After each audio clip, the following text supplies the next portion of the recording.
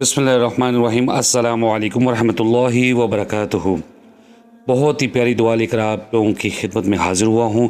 بچوں کو اللہ کی پناہ میں دینے کی دعا۔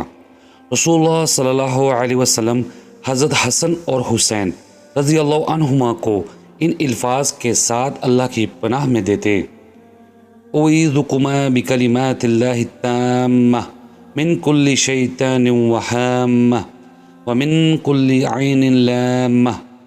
میں تم دونوں کو اللہ تعالیٰ کے مکمل کلمات کی پناہ میں دیتا ہوں، ہر شیطان اور زہریلے جانور سے اور ہر لگ جانے والی نظر سے۔ شام کے وقت بچوں کی نگرانی کا حکم۔